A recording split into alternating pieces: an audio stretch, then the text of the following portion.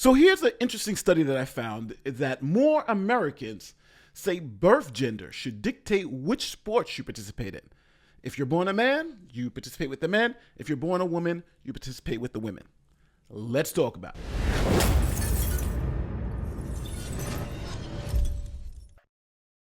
So in the United States today, there's a huge argument that's happening politically, whether trans women who are biological men should be able to compete with women in women's sports. Now, obviously, there are biological differences between the sexes, and men are faster, stronger. But we now have this phenomenon where people who are men are starting to identify as women. Here is a clip from Good Morning America from 2018, where in Connecticut, 2 transgendered women started winning all of the racing competitions at the local high school. Check it out. Now, to a GMA exclusive, 2 transgender high school runners, well, they're kicking up dust in Connecticut, taking the top spots at the state girls championship, leaving parents wondering if they have an unfair advantage. Lindsay Davis is here, and you sat down with the track stars to talk all about this. That's right, Michael. We're talking about a subject that's so sensitive that Andrea and Terry, who you're about to meet, felt when it was time to tell their parents that they're transgender, they each revealed it by text, and now they have gone public with it, and they're facing opposition from people who say even though you may feel like a girl, you need to compete against the boys. Terry Miller and Andrea Yearwood dominating the competition at the Girls Track and Field Championships in Connecticut earlier this month. Coming in first and second place, respectively. And while it was a state race, their wins are making national headlines, not because of what they did, but because of who they are.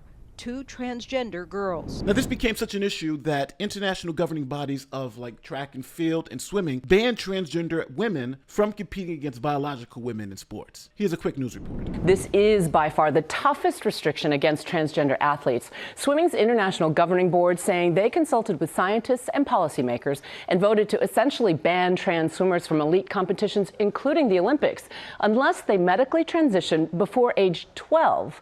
Some see it as a triumph of fairness or equity, while others see it as a blow to inclusion. So now with that as our backdrop, we now have some polls that show us what Americans are thinking about this issue and how Americans' views have changed over time. A larger majority of Americans, now 69% than in 2021, 62%, say transgender athletes should only be allowed to compete on sports teams that conform with their birth gender. Likewise, fewer endorse transgender athletes being able to play on teams that match their gender identity, what they believe they are. 26% down from 34%. Now, these results are based on Gallup's annual Values and Beliefs survey conducted May 1st through May 24th. The issue has sparked debate at all levels of competitive sports, particularly around transgender women's ability to play on women's teams. Sports governing bodies and schools have adopted a range of policies on the issue, some more inclusive of transgender participation than others. Now, this part of the study actually interests me the most. See, it seems to me that the more Americans who are introduced to transgender people and say they know transgender people, the more likely they are to be against someone saying, hey, even though I'm a man, I identify as a woman and compete with women, versus them being forced to compete with the gender that they were born in. Here's the article. The shift towards greater public opposition to transgender athletes competing on the basis of their current gender ideology or gender identity, what they believe they are, has occurred at the same time that more U.S. adults say they know a transgender person. 39% of Americans, up from 31% in 2021,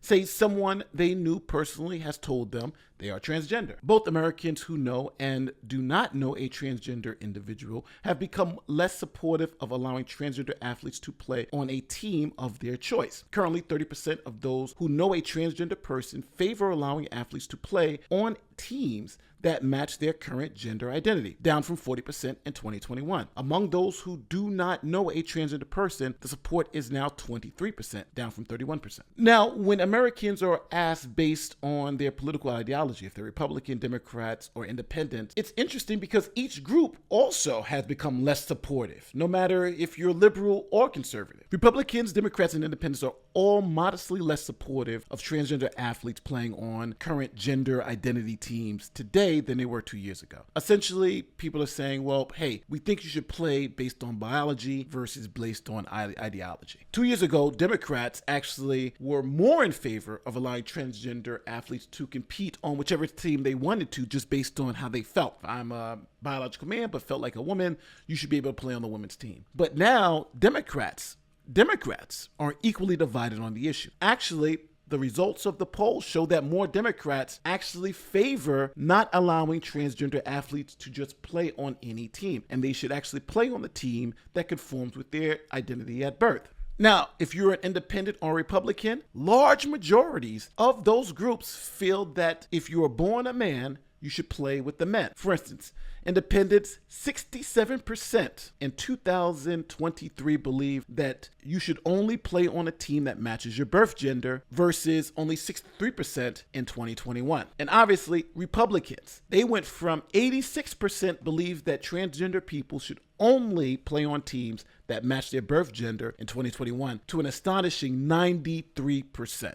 Now, the article goes on to say, although Democrats are currently divided on the issue, they do rank among the groups most in favor of allowing transgender athletes to play on the team that corresponds to their gender identity. Political liberals are the lone major subgroup showing a majority. 57% support allowing transgender athletes to choose which team to play on. And obviously, the younger you get, the more liberal you get. Young adults, 41%, are also more supportive than other subgroups and are one of the only subgroups that are not less supportive than in 2021. Now, I think this poll is fascinating for a multitude of reasons, because I do think it shows that Americans are starting to wake up to the difference between the reality of a situation and the ideology of a situation. Let me explain. When someone who is a biological man says, I'm transitioning to be a woman, that's all well and good. And I would actually support that person living their life as a woman. I actually do support that. What am I talking about? I do support that. But when it comes to sports, we segregate sports specifically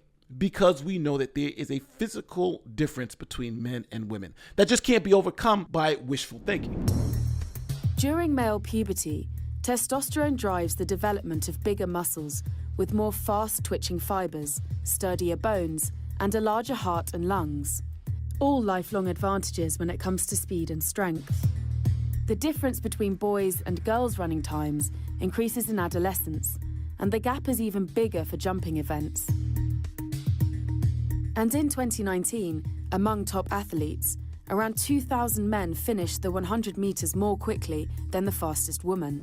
Now, really think about that. The fastest woman in the Olympics would have lost to the top 2,000 men. That means she wouldn't have been able to even go to the Olympics, wouldn't have been able to compete. That is what we're talking about. We're talking about essentially destroying women's sports, because women cannot compete with men at that level. And it's not because of any bigotry. It's because of the reality of the biology that unfortunately we all have to deal with. And I think more people are realizing that. And that's why people's opinions are starting to change. Let me know how you feel in the comment section. Do you believe that transgender athletes should compete based on their gender ideology, how they feel they are at this time? Should essentially biological men be able to compete with biological women as long as they identify as a woman? Let me know in the comment section, because I think this issue is not going away, but I also think it's fascinating to try to understand. My name is Nate the Lawyer, and I'll see you next time. Peace.